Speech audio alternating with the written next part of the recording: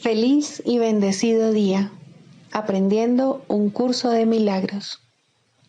El secreto de la verdadera oración es olvidarte de las cosas que crees necesitar. Pedir algo específico es igual que ver el pecado primero y luego perdonarlo.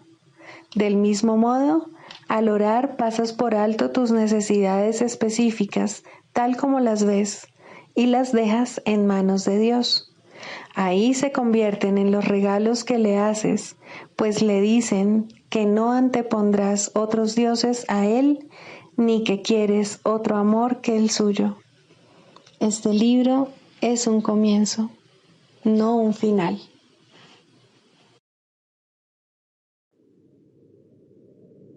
Del prefacio que postula, párrafo 9.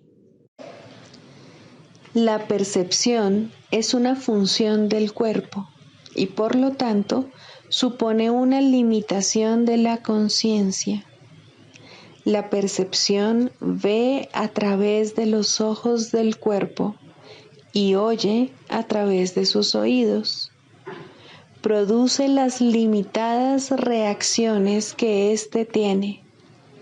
El cuerpo aparenta ser, en gran medida, automotivado e independiente, mas en realidad solo responde a las intenciones de la mente.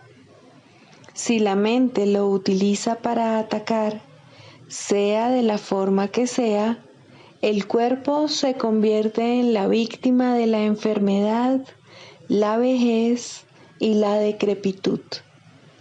Si la mente, en cambio, acepta el propósito del Espíritu Santo, el cuerpo se convierte en un medio eficaz de comunicación con otros, invulnerable mientras se le necesite, que luego sencillamente se descarta cuando deja de ser necesario.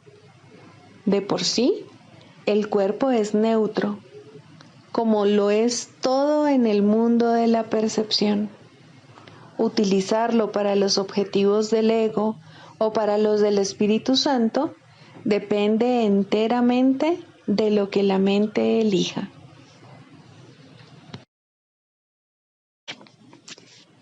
Introducción. Este es un curso de milagros. Es un curso obligatorio. Solo el momento en que decides tomarlo es voluntario. Tener libre albedrío no quiere decir que tú mismo puedas establecer el plan de estudios. Significa únicamente que puedes elegir lo que quieres aprender en cualquier momento dado. Este curso no pretende enseñar el significado del amor, pues eso está más allá de lo que se puede enseñar. Pretende, no obstante, despejar los obstáculos que impiden experimentar la presencia del amor, el cual es tu herencia natural. Lo opuesto al amor es el miedo, pero aquello que todo lo abarca no puede tener opuestos. Este curso puede, por lo tanto, resumirse muy simplemente de la siguiente manera. Nada real puede ser amenazado. Nada irreal existe. En esto radica la paz de Dios.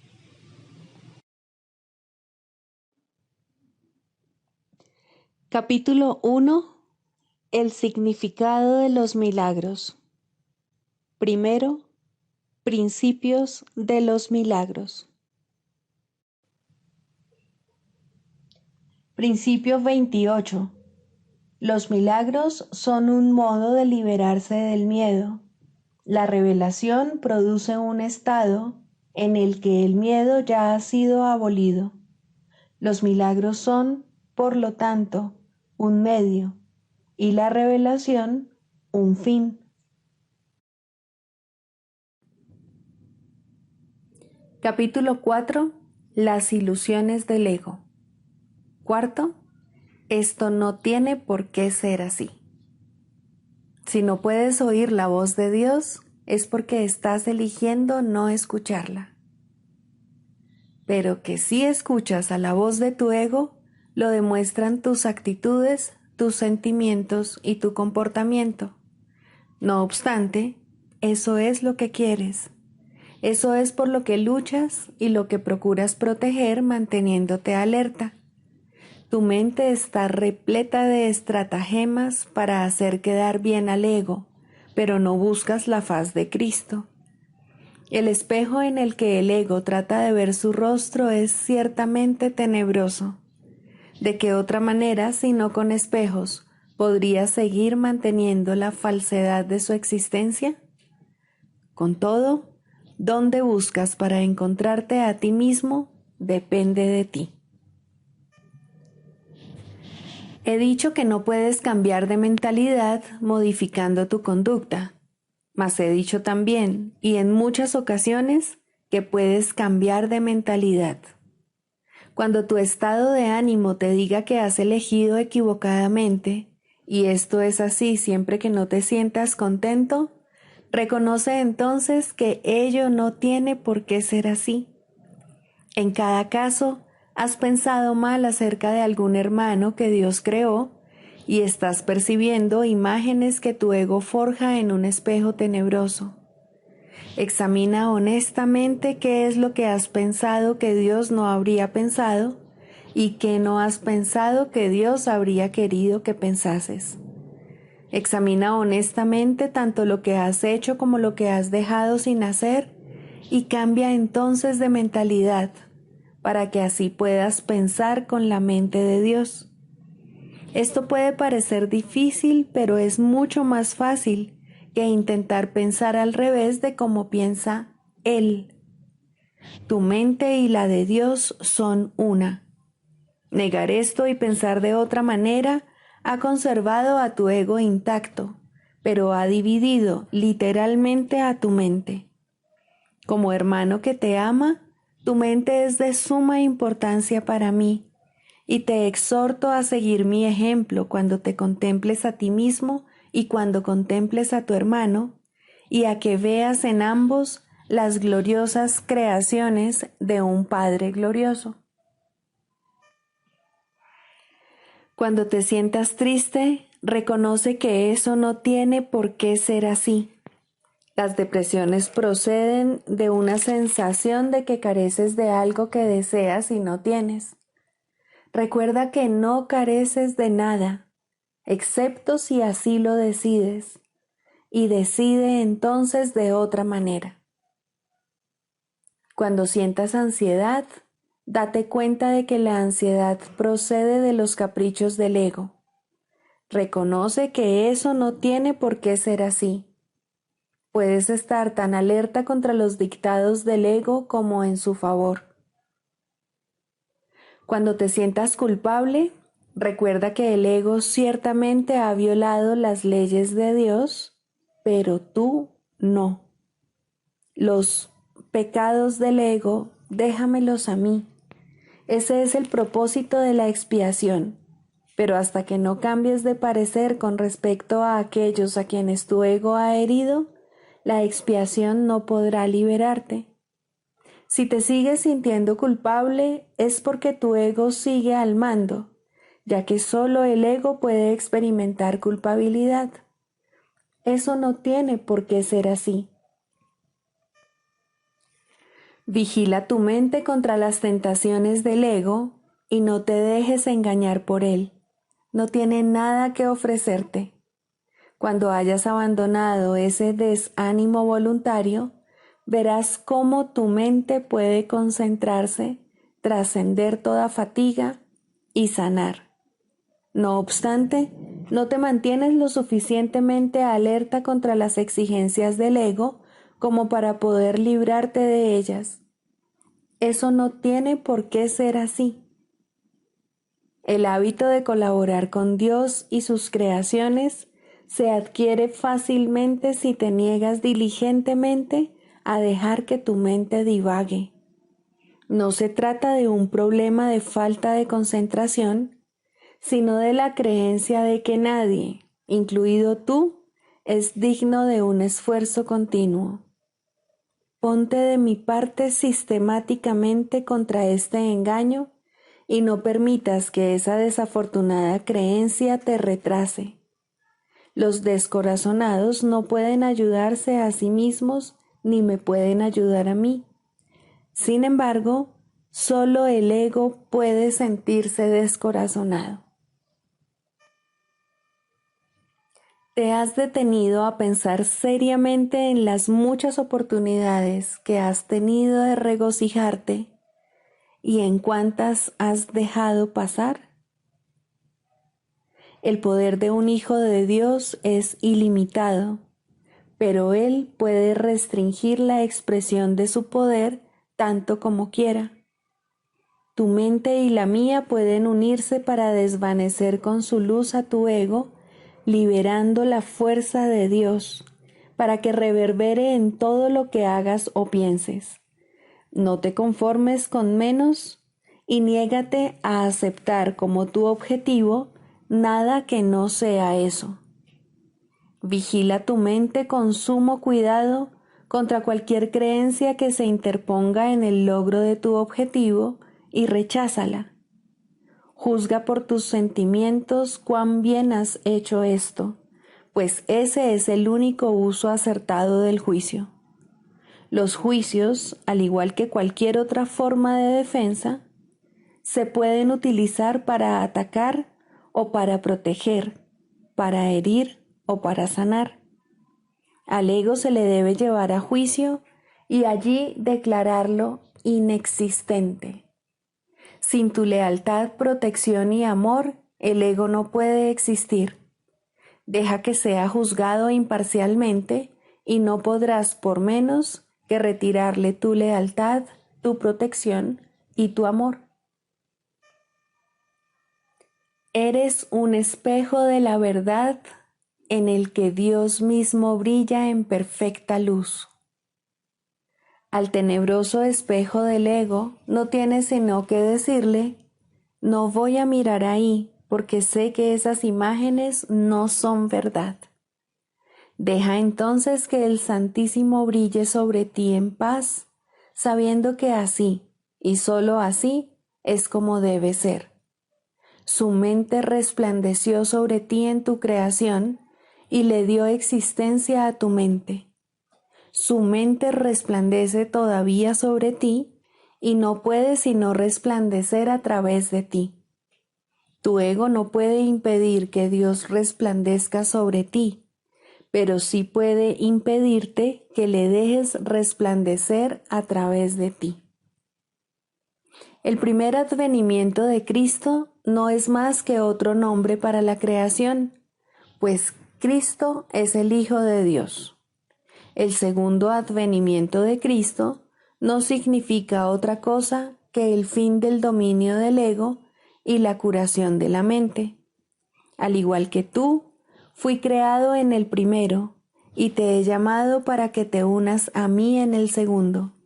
Estoy a cargo del segundo advenimiento y mi juicio, que se usa solamente como protección, no puede ser erróneo porque nunca ataca. El tuyo puede estar tan distorsionado que hasta creas que me equivoqué al escogerte. Te aseguro que eso es un error de tu ego. No lo confundas con humildad. Tu ego está tratando de convencerte de que él es real y de que yo no lo soy, ya que si yo soy real, no puedo ser más real que tú. Ese conocimiento, y te aseguro yo que es conocimiento, significa que Cristo ha venido a tu mente y la ha sanado. Yo no ataco a tu ego, trato con tu mente superior, la morada del Espíritu Santo, tanto si estás dormido como si estás despierto, al igual como tu ego trata con tu mente inferior, que es su hogar. Me mantengo alerta por ti con respecto a esto, porque tú estás tan confundido que te resulta imposible reconocer tu propia esperanza. No estoy equivocado. Tu mente optará por unirse a la mía y juntos somos invencibles. Tú y tu hermano os uniréis finalmente en mi nombre y vuestra cordura os será restaurada. Resucité a los muertos porque sabía que la vida era un atributo eterno de todo lo que el Dios viviente creó. ¿Por qué crees que habría de ser más difícil para mí inspirar a los desanimados o estabilizar lo inestable? Yo no creo que haya grados de dificultad en los milagros. Tú sí. Te he llamado y tú responderás. Yo comprendo que los milagros son acontecimientos naturales porque son expresiones de amor. El que yo te llame es tan natural como el que tú me respondas, e igualmente inevitable.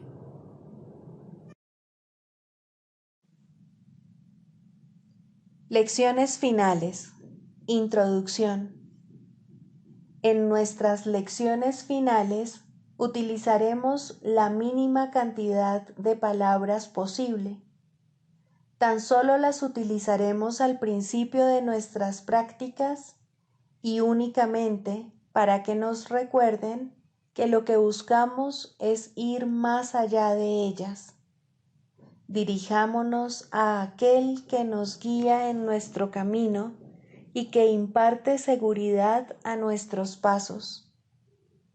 En sus manos dejamos estas lecciones y de aquí en adelante le entregamos también nuestras vidas, pues no queremos volver a creer en el pecado, que fue lo que hizo que el mundo pareciese un lugar feo e inseguro, hostil y destructor, peligroso desde cualquier punto de vista y traicionero más allá de cualquier esperanza de poder tener confianza o de escapar del dolor.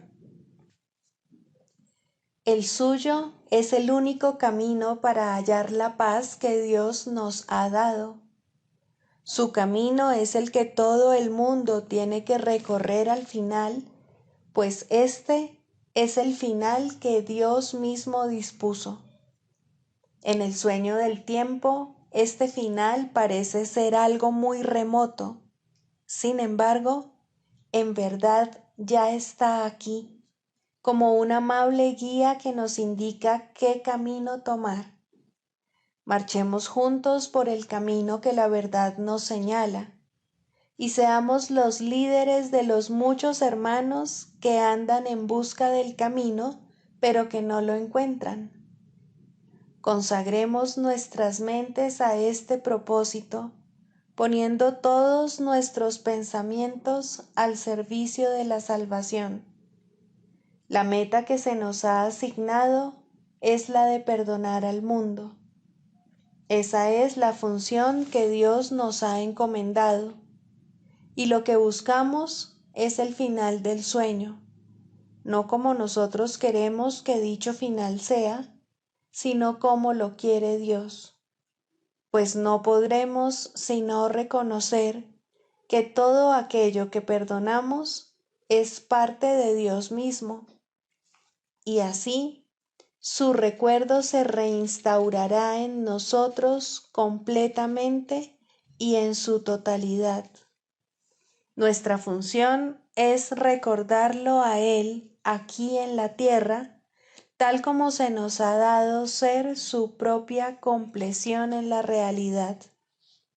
No nos olvidemos, por lo tanto, de que nuestro objetivo es uno que compartimos, pues en ese recordar es donde radica el recuerdo de Dios y lo que nos señala el camino que conduce hasta Él y hasta el remanso de su paz. ¿Cómo no vamos a perdonar a nuestro hermano, que es quien nos puede ofrecer esto? Él es el camino, la verdad y la vida que nos muestra el sendero. En Él reside la salvación que se nos ofrece a través del perdón que le concedemos. No terminaremos este año sin el regalo que nuestro Padre le prometió a su Santo Hijo. Hemos sido perdonados y nos encontramos a salvo de toda la ira que le atribuíamos a Dios y que después descubrimos no era más que un sueño. Se nos ha restituido la cordura en la que comprendemos que la ira es una locura, el ataque algo demente y la venganza una mera fantasía pueril. Nos hemos salvado de la ira porque nos dimos cuenta de que estábamos equivocados. Eso es todo. ¿Y se encolerizaría un padre con su hijo porque éste no hubiese comprendido la verdad? Venimos a Dios y con honestidad le decimos que no habíamos entendido y le pedimos que nos ayude a aprender sus lecciones a través de la voz del Maestro que Él mismo nos dio. ¿Iba acaso Dios a hacerle daño a su Hijo? ¿O bien se apresuraría a contestar de inmediato diciendo, este es mi Hijo y todo lo que tengo le pertenece? Ten por seguro que así es como responderá, pues estas son sus propias palabras para ti, y nadie podrá jamás tener más que esto, pues en esas palabras yace todo lo que existe y todo lo que jamás existirá por los siglos de los siglos, así como en la eternidad. Lección 361. Te entrego este instante santo. Sé tú quien dirige, pues quiero simplemente seguirte, seguro de que tu dirección me brindará paz. Y si necesito una palabra de aliento, Él me la dará. Si necesito un pensamiento, Él me lo dará también. Y si lo que necesito es quietud y una mente receptiva y serena, esos serán los regalos que de Él recibiré. Él está a cargo a petición mía, y me oirá y contestará, porque Él habla en nombre de Dios, mi Padre, y de su Santo Hijo.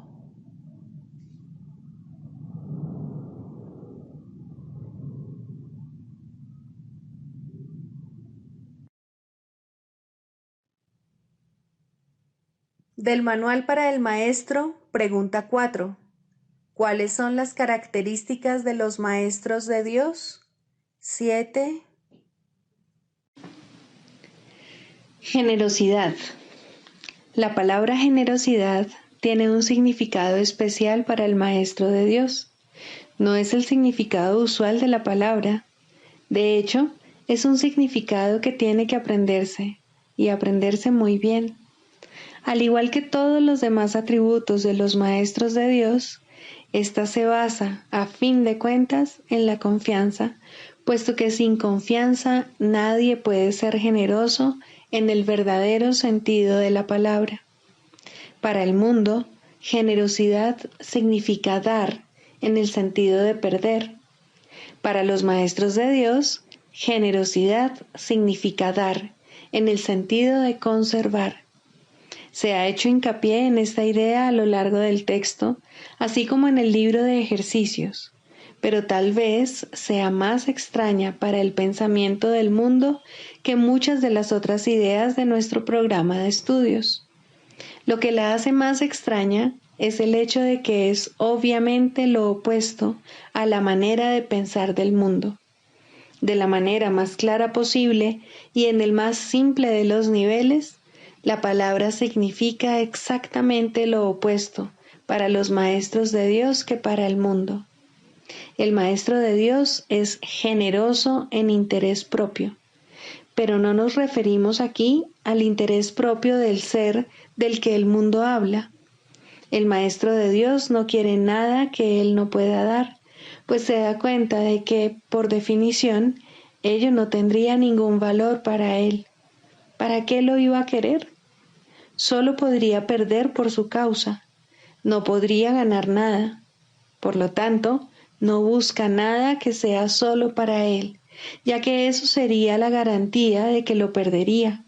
No quiere sufrir, porque entonces iba a querer buscarse dolor, pero sí quiere conservar todas las cosas que son de Dios y que, por ende, son para su Hijo. Esas son las cosas que le pertenecen. Esas sí que las puede dar con verdadera generosidad, conservándolas de este modo para sí mismo eternamente.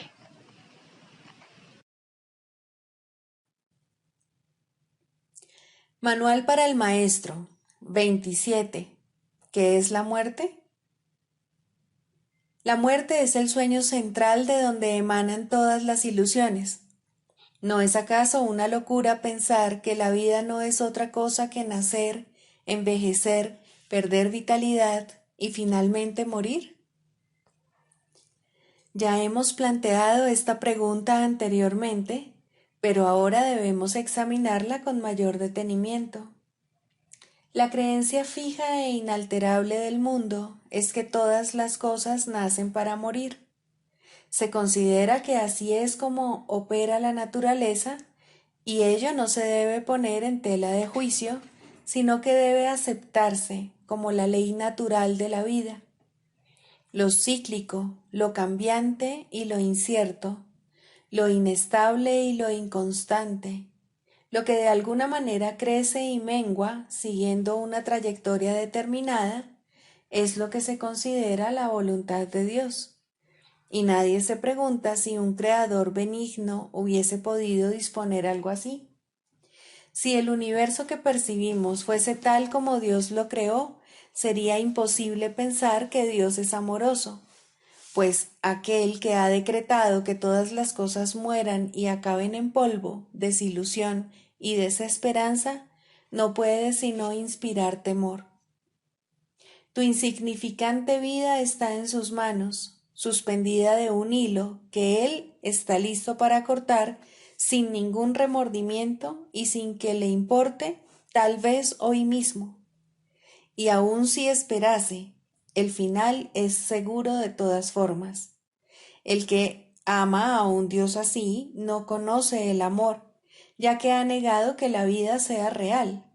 La muerte se ha convertido en el símbolo de la vida.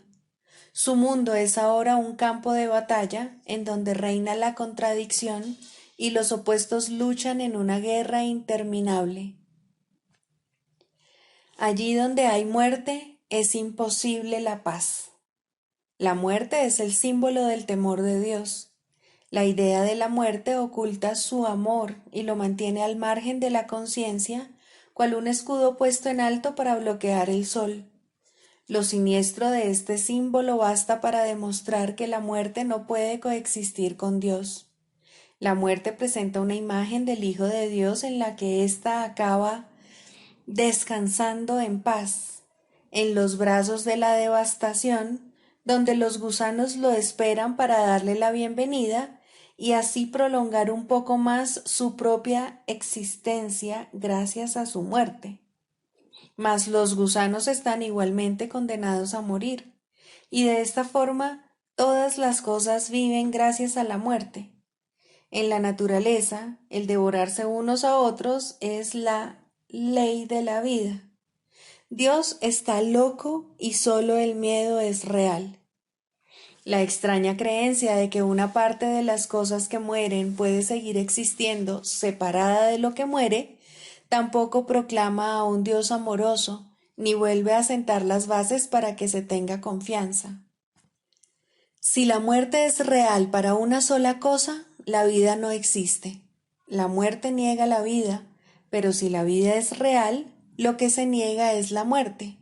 En este caso no puede haber transigencia alguna. O bien existe un Dios de miedo, o bien uno de amor. El mundo intenta hacer miles de transigencias al respecto y tratará de hacer 1000 más. Ni una sola puede ser aceptable para los maestros de Dios, ya que ninguna de ellas sería aceptable para Dios. Él no creó la muerte, puesto que no creó el miedo.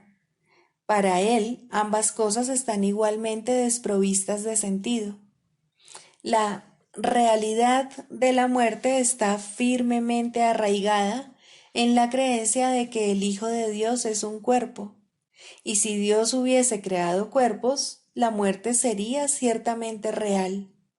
Pero en ese caso, Dios no sería amoroso. Ningún otro punto ilustra en forma tan clara el contraste que existe entre la percepción del mundo real y la del mundo de las ilusiones. Si Dios es amor, la muerte es, de hecho, la muerte de Dios. Y por lo tanto, su propia creación no puede sino temerle. Dios no es su padre, sino su destructor, su vengador, no su creador. Sus pensamientos son aterradores y su imagen temible. Contemplar sus creaciones es morir. El último enemigo destruido será la muerte. Por supuesto que sí. Sin la idea de la muerte no habría mundo. Todos los sueños acabarán con éste. Esta es la meta final de la salvación, el fin de todas las ilusiones. Y todas las ilusiones nacen de la muerte. ¿Qué puede nacer de la muerte y tener vida? Por otra parte, ¿qué puede originarse en Dios y morir?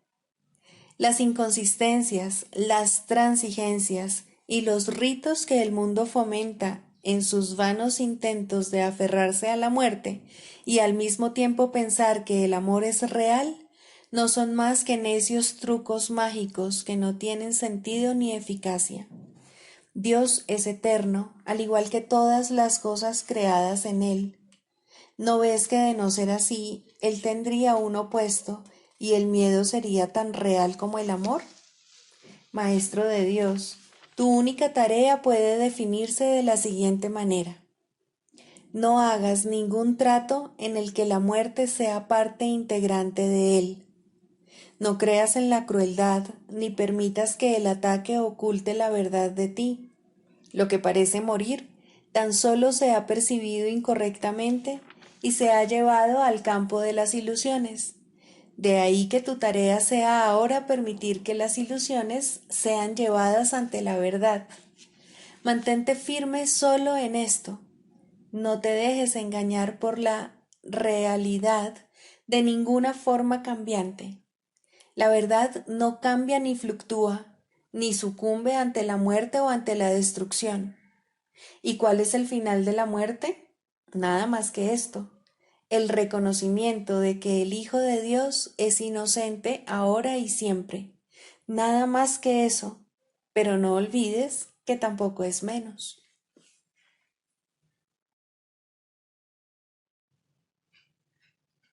Clarificación de términos. El ego, el milagro.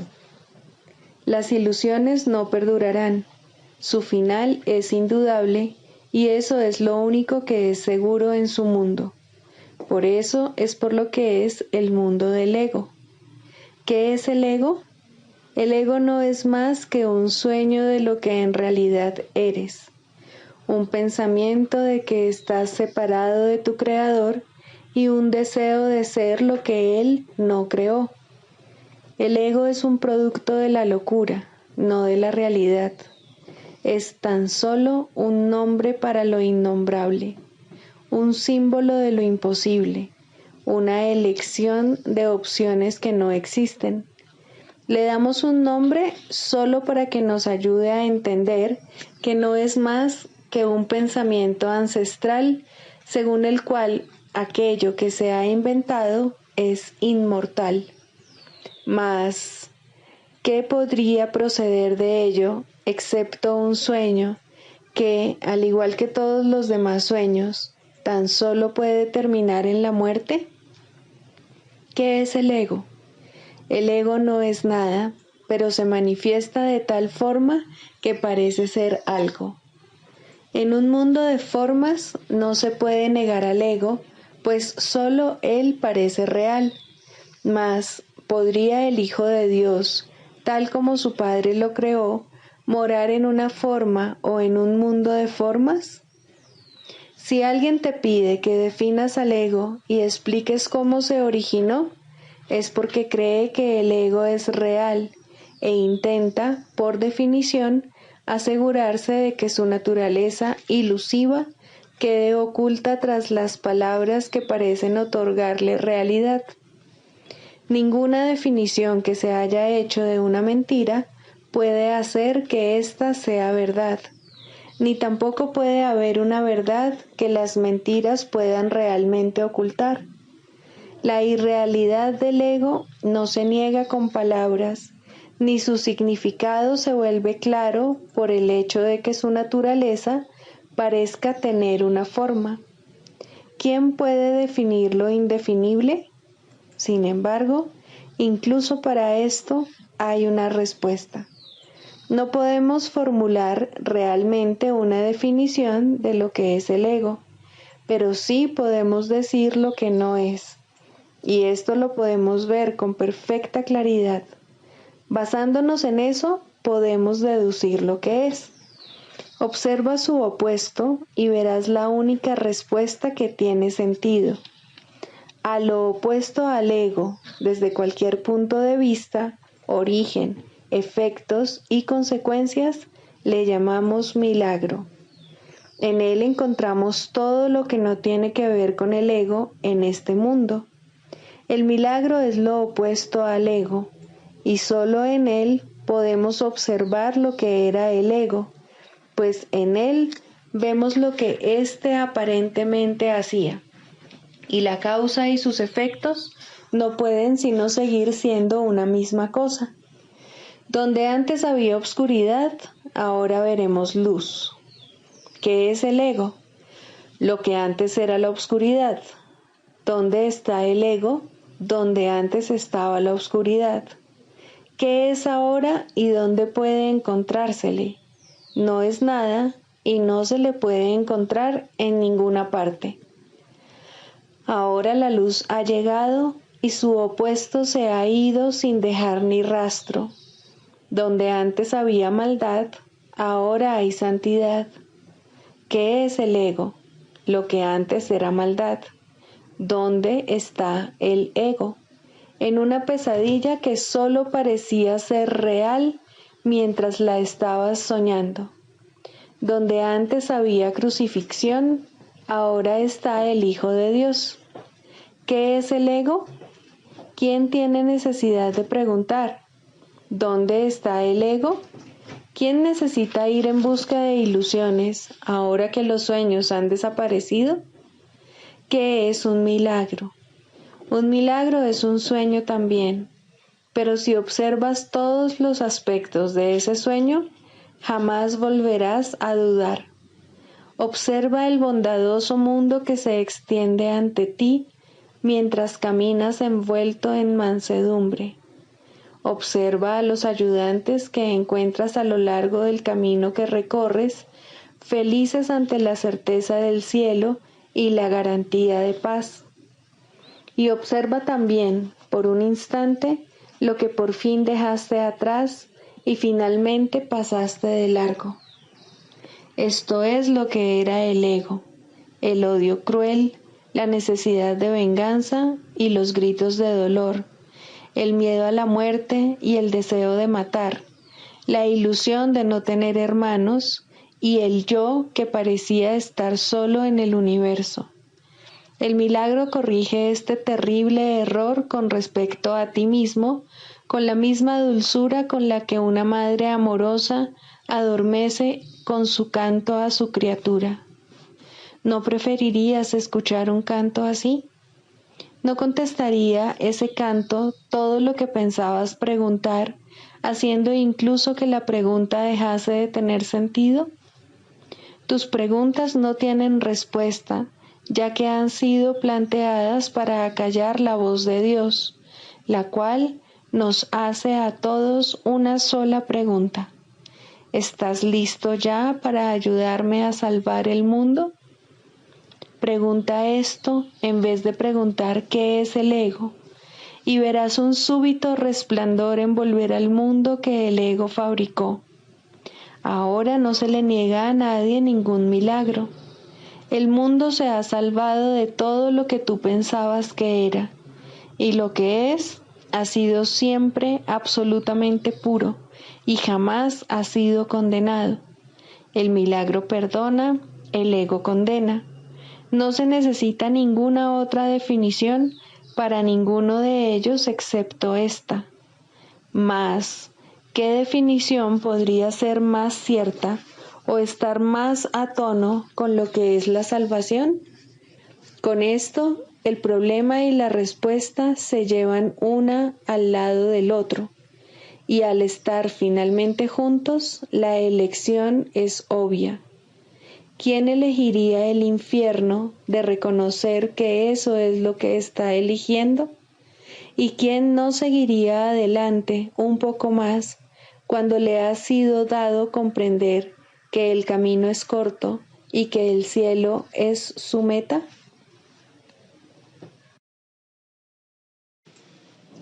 Sexto, ¿cómo se define la sanación? El proceso de la psicoterapia, pues, se puede definir simplemente como perdón, pues no hay sanación que pueda ser otra cosa. Los que no perdonan están enfermos, pues creen que ellos no han sido perdonados.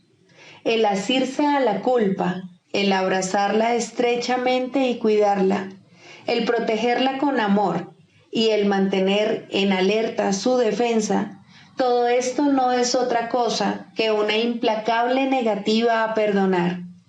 Dios no puede entrar aquí, repiten los enfermos una y otra vez mientras lamentan su pérdida y, sin embargo, se regocijan en ella. La sanación ocurre a medida que un paciente comienza a escuchar el canto fúnebre que entona y a cuestionar su validez. Hasta que no lo escuche, no puede entender que es él quien se lo canta a sí mismo. Escucharlo es el primer paso en la recuperación. Cuestionarlo tiene que convertirse entonces en su elección. Hay una tendencia, y muy fuerte, a escuchar este canto de muerte solo un instante para luego descartarlo sin haberlo corregido. Estas conciencias fugaces representan las muchas oportunidades que se nos dan literalmente para cambiar de melodía. En vez de esta, puede escucharse el sonido de la sanación. Pero primero debe surgir voluntad de cuestionar la verdad del canto de la condenación. Las distorsiones extrañas que se tejen inextricablemente al interior del concepto del yo, que en sí no es otra cosa que una pseudocreación, hacen que este feo sonido parezca verdaderamente hermoso. El ritmo del universo, el canto del ángel heraldo, todo esto y más se oye en lugar de esos ruidosos chillidos discordantes. El oído traduce, no oye. El ojo reproduce, no ve. Su tarea es hacer agradable aquello que se invoca, no importa cuán desagradable pueda ser. Responden a las decisiones de la mente al reproducir sus deseos y traducidos en formas aceptables y placenteras. Algunas veces el pensamiento detrás de la forma se asoma, aunque solo muy brevemente, y la mente se asusta y comienza a dudar de su cordura, pero no permitirá a sus esclavos cambiar las formas que contemplan, los sonidos que oyen. Estos son sus remedios, sus salvaguardias contra la locura. Estos testimonios que traen los sentidos tienen un solo propósito: justificar el ataque y de esta manera conservar la falta de perdón sin reconocerla como lo que es. Cuando se la ve sin disfraz, resulta intolerable. Sin protección no podría soportarse. Aquí se atesoran todas las enfermedades, pero sin reconocer que es así. Pues cuando no se reconoce una falta de perdón, la forma que toma parece ser algo distinto. Y ahora es ese algo distinto lo que parece aterrorizar. Pero no es el algo distinto lo que se puede sanar. No está enfermo y no necesita remedio. Concentrar tus esfuerzos sanadores aquí no es más que futilidad. ¿Quién puede sanar lo que no está enfermo y aliviado? La enfermedad toma muchas formas y lo mismo hace la falta de perdón. Las formas de una solo reproducen las formas de la otra, pues son la misma ilusión. Tan fielmente la una se traduce en la otra que un estudio cuidadoso de la forma de una enfermedad revelará con bastante claridad la forma de falta de perdón que representa. Sin embargo, ver esto no efectuará una sanación. Eso se logra mediante un solo reconocimiento, que solo el perdón sana una falta de perdón, y solo una falta de perdón puede ser el origen de cualquier clase de enfermedad. Esta comprensión es la meta final de la psicoterapia. ¿Cómo se alcanza? El terapeuta ve en el paciente todo lo que no ha perdonado en sí mismo y de esta manera se le da otra oportunidad de mirarlo, someterlo a una nueva evaluación y perdonarlo. Cuando esto ocurre, ve cómo desaparecen sus pecados en un pasado que ya no está aquí. Hasta que lo haga, tiene que pensar que el mal lo asedia aquí y ahora. El paciente es la pantalla para la proyección de sus pecados, lo cual hace posible que se deshaga de ellos. Pero si llega a retener una mancha de pecado en lo que mira, su liberación es parcial y no será segura. Nadie se cura solo. Este es el alegre canto que la salvación entona a todo el que oye su voz.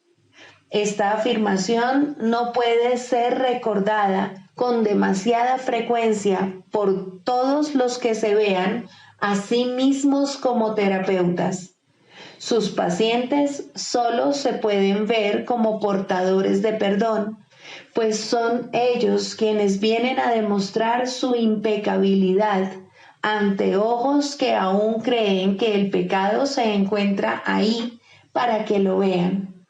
Pero la prueba de la impecabilidad, vista en el paciente y aceptada en el terapeuta, le ofrece a la mente de ambos un pacto en el cual se encuentran y unen y son uno. El canto de la oración. 3. La curación. Introducción.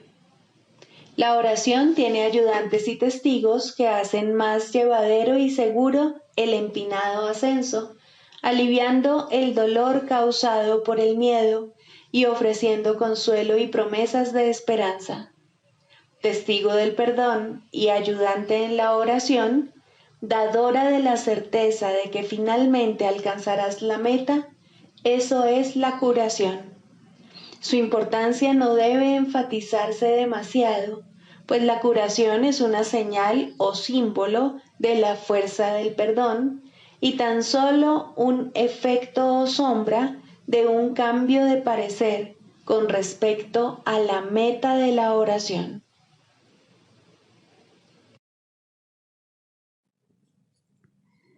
Sigamos a Jesús haciendo del perdón algo tan natural como respirar y algo tan vital como el aire. Amén.